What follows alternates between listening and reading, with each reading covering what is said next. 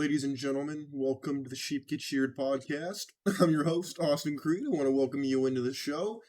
So, my friends, I talk a lot about the church as a Christian guy who's maybe a little off the beaten path. I talk about it at length, okay? And part of this show's theme is really to get you to ask uncomfortable questions. Now, while I have solutions, it's not my intention for you to just blindly accept what I say. In fact, I hope you don't do that with anybody. My goal is to ask questions, bring up maybe uncomfortable topics, maybe things you haven't heard before. And in doing so, we can come to a mutual but probably different understanding. And hopefully, you'll have the courage to develop your own personal philosophy. And we're going to start that off today with talking about the church again, but how the church can repair relationships. Relationships are the most important aspect of any person's life. They could be friendships, romantic relationships, professional relationships. All these things are important because they open doors or close them everywhere that you go. I've experienced this in my own life with the people being around me helped shape me as a kid. They help shape me even to this day. I guarantee you, if you show me the top 5 people you spend time with, I can pretty well predict where you're going to go in life. Good or bad doesn't really matter. Now, when it comes to relationships, we as men, assuming that, of course, you're a straight man, you want the attention of women, right? We all do, okay? But here's the interesting part. We live in a society today that glorifies degeneracy and demonizes being traditional. And I want to get one thing straight, first and foremost. The idea of tradition that maybe you're used to is not the tradition. It is a form of a more modernized tradition. Let's go back to World War II. As soon as I hear, I know, as soon as I say World War II, you're immediately... You've fallen asleep already. I get that. I understand that it's mentioned at length by a lot of people. But ever since World War II, the world has never been the same. And the church is no different. In fact, when the church started to change and had to adapt to World War II, it started being run by women and by more weak men. And by weak, I mean they weren't the ones fighting on Omaha Beach. They weren't the ones fighting in Berlin. They weren't the ones fighting on Iwo Jima. They weren't out there fighting the war. They were out there supporting the war effort instead. And these ideals have not vanished from the church today. We have the feminism mindset, the toxic masculinity idea is prevalent in society. It was first really made popular by the Gillette commercial about 5 years ago.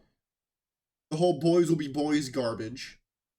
And people are all too easy and eager to talk about the ideas of toxic masculinity. And in doing so, they let women off the hook. They let weak men tell us strong men what the hell to do. And in turn, relationships are turned on their heads. So today what we're really going to talk about is challenging you to think outside the box and realize that what we're experiencing today is not something that has been going on for very long.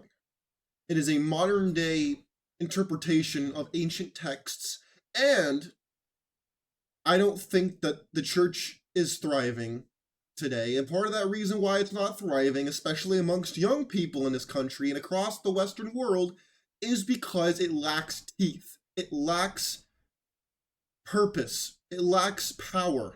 In other words, it's giving, you know what, hold on, before I talk about this, let's really get into what I'm talking about. So, first clip we're going to show today, I've showed this man on the show before. I don't know what he's going to say in this particular video. I don't watch the videos beforehand. I just make sure they're appropriate. But you know what? This is the kind of attitude we're seeing in the modern day church today for the most part, and we're going to really explore whether or not you think that this type of behavior is good or bad. Let's play it. Psalms 37:4. Delight yourself in the Lord, and he will give you the desires of your heart. Can I passage remix that? Because y'all, all my life I've been quoting this wrong. God's gonna give me the desires of my heart. He's gonna give me the desires of my heart. That's why I made the list, so he can know exactly, like Santa Claus, exactly what I want. He said, you missed it. When you put everything you are in the Lord, when I put my relationships in the Lord, when I put my business in the Lord, when I put my feelings in the Lord, when I submit my plans and I put it, what?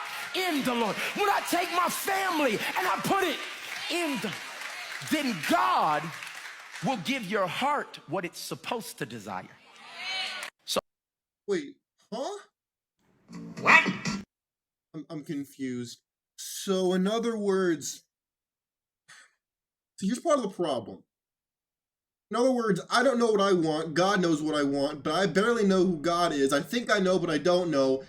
What kind of leadership is this? Let me ask you a question, ladies and gentlemen listening to the show. When it comes to leadership, whether it's in professional settings, personal settings, social settings, doesn't matter. Does it not make sense that you would want to follow somebody with vision, somebody with purpose, somebody who you can understand, who doesn't speak in Sphinxian language? Sphinxian syndrome, a term that I coined, is basically using riddles and vague language to say nothing but imply everything, okay? And so when we have pastors like this gentleman right here, who I'm sure is a good man, here's the problem.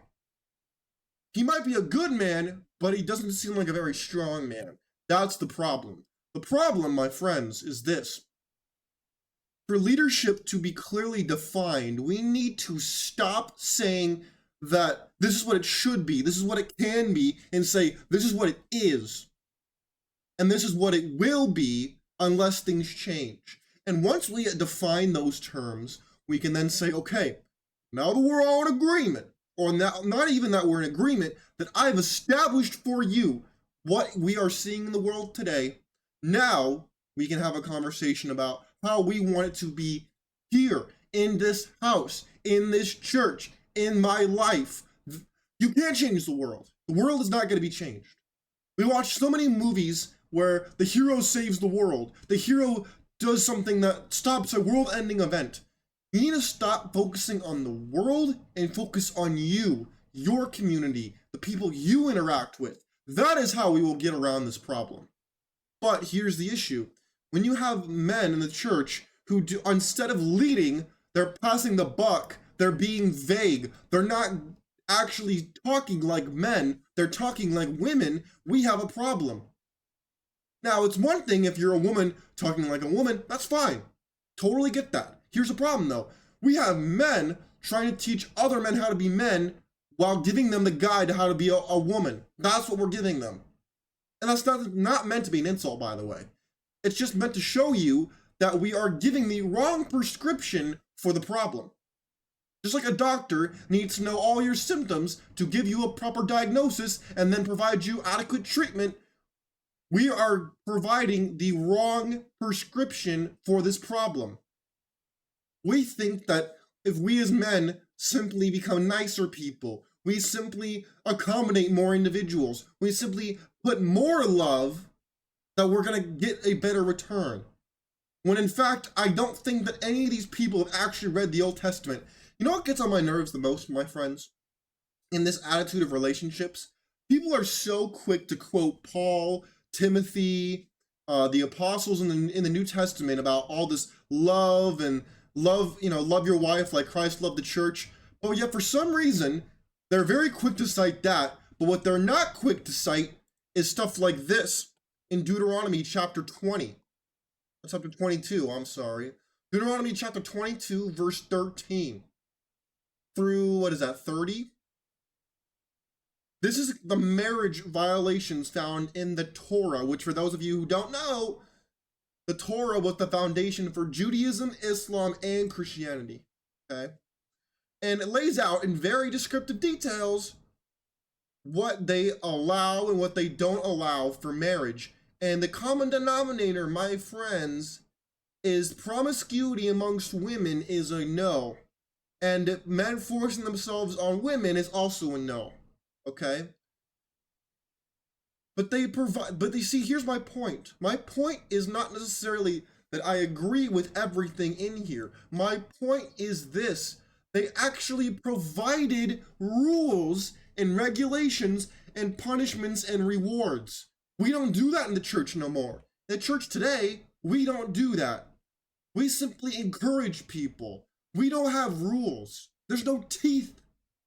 I'm not saying you need to go out of your way to always bite, but you need to be able to bare your teeth to scare away the people who would come after you.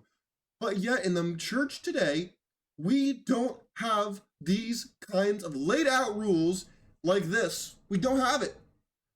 Instead, we use the shaming language. We disincentivize people. We tell them to ask for forgiveness. You know what the problem with forgiveness is and no punishment? It doesn't work. It doesn't work when you think about it. Think about being a kid. When you were a kid, if your parents just said, Johnny, you can't just go and smear paint on the walls. No, that is bad. And you just tell them that that's bad. You don't hit them with the belt. You don't put them in timeout. You don't wash their mouth out with soap. You don't do these things to then not only tell them what they should do, tell them what they did was wrong, and then punish them. The world turns on this carrot and the stick. But for some reason, we only want to lead with the stick, and we only want to lead with the carrot and have no stick. We don't want people to feel bad. We don't want people to feel remorseful. We don't want people to feel bad. Well, guess what? Being comfortable is the fastest way to not grow as an individual. But you see, here's the problem. We have men in the church telling other men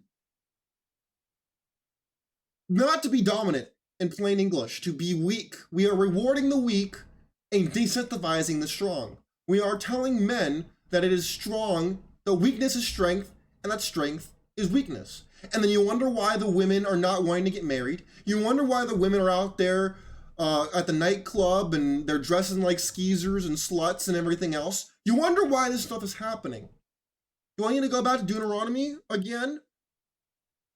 They punished people. For example, if a woman wasn't a virgin, she and her father were punished. Oh yeah. You weren't allowed to be married as a woman if you weren't a virgin, with rare exception. Or you were at least looked down upon. But no longer today. Today, that's not true. But yet we still want the men to be traditional, but the women are held to a different standard. And then you wonder why there's resentment. You wonder why their people are unhappy, and the society is working in reverse. Let's go to this. Let's look at another example about apparently. So Pastor Mark Driscoll, I've been to his church. He's a nice man, but I don't agree with him on certain things he says. And I'm curious to see if this is one of them or not. And so here's his description. It says, many men mess this up. Well, let's see what he's talking about. That's our wife, not our employee. When guys read stuff in the Bible like the man is the head, they immediately go to, I'm the boss. God said, I made them male and female and gave them together as a married couple dominion together. Not him in dominion over her, not her in dominion over him. It means that you're one, and that you're firstly responsible for the marriage and family. She's also responsible. That you're supposed to treat her like Jesus treats the church. Dominion is not domineering. But as men, what we like to do sometimes, we like to go to work and exercise dominion, and we want to come home and we want to exercise dominion. But that's our... Wait, so you're saying that we're not supposed to be dominant? We're not supposed to lead? What? Oh, hell no! I hope I'm wrong with thinking that, because this ain't right. This ain't right. If that's true, then we're in bad shape, man. See, this is the kind of stuff I'm talking about. Okay? We have men talking about how men need to be more accepting and accommodating instead of putting our foot down and saying it's my way or the highway. I'm not saying you need to do that all the time, but there needs to be a bedrock. There needs to be a, no, this is where the line gets drawn. Because then there's no separation between what is tolerated and what is not tolerated. If you don't have that line, then what's the point of having civility at all? What's the point of having morality at all? Now, I'm not someone to thump morality. I personally, for the most part, I really don't like it when people use morality as a weapon, because then they don't actually have logic, they're just using their emotions. But my friends, when you don't have structure, you don't have leadership, you don't have people defining what is, this is good, this is not good, here's what we're going to accept, here's what we're not going to accept, then you provide this gray area that people are going to be all too willing to fill in. Now, if you don't want to do that, that's totally fine. I'm going my own way. I'm doing my own thing. I wrote Biblical Bachelor. I'm not out here trying to get married. But you know what? There are a lot of men in my shoes right now who are in the same boat, or they're ready to throw their whole life away to get married to a woman who, statistically speaking, will divorce them in about 7 years, leave them, take the kids, take half the assets, and leave. Don't get mad. That's statistical evidence. You don't like it? Go write the CDC. Go write the statistics at family court. Don't come to me. 80% of the divorces are filed by women, not by men. Now, in my opinion, that should be higher. We as men should have self-respect enough to walk away. Pay the money and walk away. Too many men, we don't do that because most men are weak and they are willing to accept being treated like garbage, being disrespected, being trod upon, and dealing with logic like that. Of, oh, this is a partnership. First of all, to have a partnership, we need to be bringing something equal to the table. But most of the time, women don't bring anything except what's between their legs to the relationship, just so we're clear. That's not meant to be hateful, by the way. It's meant to just as a statement of fact. Now, there are exceptions. And there are some men who only bring their salami to the table. So I'm not going to sit here and tell you that that's not true. It is. But guess what? Women want men who are accomplished. They want men who are ambitious. They want men who have out here and accomplished things. But then want to be a partner with a millionaire man. How are you a partner if you're not also a millionaire? How are you my partner if you're not bringing anything but what 11 other women have already brought to me? Just a question. If you're mad, I can't help you. But you know what, I understand. We're hearing this from the male perspective. Do we want to hear the female perspective? You know what? I think we should. So these are how a woman, I won't say all women, but I will say a woman, how she met her husband, according to her, from church. Let's listen to it. I don't know how long this is. I'm going to tell you how my fiance and I, who are getting married in 50 days now, how we ended up getting together, because let me just say, it was on me. I figured to myself, as soon as I moved to this very small town from a big city, I thought, look, the possibility of me finding a spouse at the bar in a small town is very low. If I'm looking for somebody who wants to settle down, I have to go look where I have not looked before, and that is at church. Involved in a church. Oh no. Well, this is getting weird. I love the poorly educated. This is terrible. She just told on herself, by the way. She said she's never lived at church before. Oh, in other words, she's been on the Rooster roller coaster for years, and now all of a sudden she wants to cash in and find her gump. Oh, great. Oh, that's wonderful. You are the problem, ma'am. You're part of the problem. At church, and so was my family. So I went to every single small group that this church provided for young adults like me.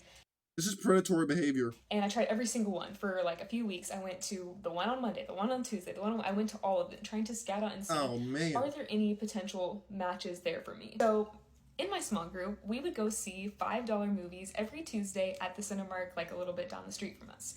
So we all went, and one girl in the group had a ticket for the movie, but she got COVID. So one of the guys that was already in my group that I actually ran like once a week with, he was like, oh, this is a perfect time. Like, I just had a guy who works with me. He just moved in and is subleasing from me.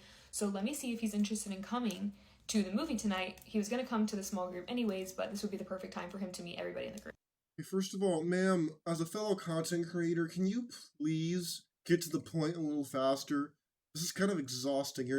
Again, this is part of the issue I have, is people don't know how to get to the point. This is kind of annoying. And I was actually coming from a date with someone else, believe it or not. I had gone roller skating with another guy that I was like kind of... Whoa. Hold on. What? Wait, back up. What did you say? I was actually coming from a date with someone else. Oh, no. Oh, man. Did you hear that? She was on another date, and oh my... Gentlemen, this is what you're dealing with in a dating marketplace, by the way. You're one of many. She's not yours, it's just your turn. And yet this dude not only took his turn, he paid for everybody else's turn. Oh my goodness. Oh, hell no! This is terrible. Believe it or not, I had gone roller skating with another guy that I was like kind of sort of talking to, and I almost didn't even go to this movie, y'all. In other words, he got in them cheeks. I almost skipped it because I wanted to hang out with the other guy a little longer, but I thankfully was like, okay, like, I'm just gonna go to this movie. I already bought the ticket. Already another girl got COVID, and now there's this new guy that's coming. Like, I don't want him to have a bad taste in his mouth about our life group. And thank goodness I did, because as soon as I walked in and saw this guy, I was like, this is my man. It wasn't like a love at first sight kind of thing, but it was like very close. Like, as soon as I saw him, I was like, I've dated around in this city. I've gone to several different small groups. I've gone and seen what I needed to see. Oh my God! See, this is the... Oh my... I love how shamelessly we're saying that we've been in these streets and we're out here dating in desperation. Oh, no. Can you kindly explain to me what it was about him that jumped out? Was it that he looked really good? He looked like he made money? What was it? Oh, we're not going to talk about that? And I am good with this guy. This guy is smart. He's handsome. He knows what he's doing. He's like very sure of himself, and he has a good head on his shoulders, and we also have the same values in life. Gentlemen, this is what you bust your behind to get. Oh, she's not ugly, by the way. She's not ugly. Here's the problem. What is he, like, guy number 35? I mean, what's going on here? You're not the only one, but yet you're going to pay for your turn and everybody else's turn by marrying somebody? Okay, I'm going to pause this for a second. Let's go back to Deuteronomy for a second. Okay. They had to present proof of the daughter's virginity back in the old days.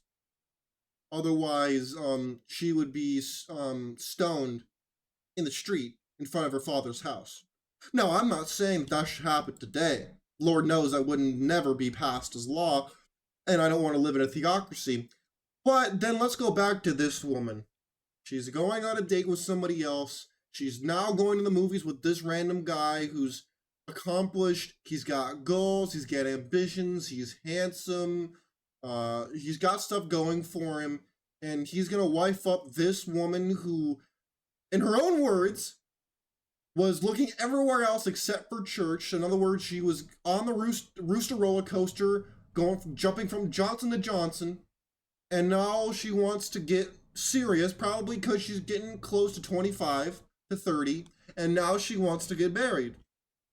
Oh, man. So I maneuvered it so we could sit next to each other at the movie. And this is going to sound so weird, but I was like so attracted to his smell. Like, he smelled so good. And I was like, I need to see this man again. So he started coming to our life group, and he also kept coming to like the movie $5 Tuesdays. There was one week where he even brought a whole watermelon for like the group to share, and I was literally sitting by the watermelon, like scarfing down watermelon as if my life depended on it, because it was his watermelon and he was standing there like cutting pieces up for people. And I was like, I need to get this guy's attention, so let me just eat as much watermelon as I can. See what women will do if they're actually attracted to you, gentlemen? You're out here can't get text messages back, out here getting left on red, out here not getting attention from women. Oh, by the way, you want to tell me women don't chase? They're not out here looking for mate selection? Oh, yes, they are. Oh, yes, they are. So, in other words, if you're not that guy, get some money, improve your looks, go to the gym. Don't worry. They'll show up, trust me. There was one Tuesday that he didn't come to the movie because he had to stay home and like study for something. So he texted me in the middle of the movie and was like, oh, I should have come with you guys, like, I'm not really getting a lot of studying done, whatever. And I texted him back immediately. I was like, I'm not letting this man think that I'm, like, lingering on his text. Like, I'm gonna text him back. And so I texted him back, and I was like, oh, like, don't worry, like, the movie's not that great, you're not, like, missing out too much. And he texted me again, he's like, aren't you in the movie? Why are you, like, texting right now? How are you able to text me? And I texted him back, y'all, and I said, when a cute boy texts you, you answer. And he goes, are you flirting with me? Duh and or hello. And I was in the middle of this movie, like, this is all going down while I was watching Buzz Lightyear. I was, like, shaking in the middle of the movie, and I went to the bathroom. I was, like, so nervous, because I really liked this guy, and I, like, knew there was something special and different about him. In other words, he had money, and he could give me a lifestyle that I currently couldn't give myself. That's what she means. And I go, well, it depends. And he said, depends on what? And I said, depends on if you want me to be. The next day, we went on our first date, and he asked me to be his girlfriend at the end of the first date, and the rest was history. Gentlemen, you can't make this stuff up. So in her own words, she's in the streets, she had her fun, she's on a roller coaster, and now all of a sudden she wants to repackage it, and now this goofy-ass dude. See, part of the problem in today's society, especially in the church, is the women have tons of experience, and the men have is next to zero, if not zero. So the playing field is completely uneven. And then the women will select the men that they know they can get a better life from, leveraging all their experience against the men's lack thereof, and then the men get exploited. But we don't see that as predatory, even though it is. You find your prey, you stalk your prey. Is that not predatory? Tell me I ain't lying. But my friends, you see here, that's the problem in the church today. Is we have women like that who come in the church out of nowhere, and then these goofy dudes marry them, not knowing their past, not knowing any of these things, because they're not incentivized to ask.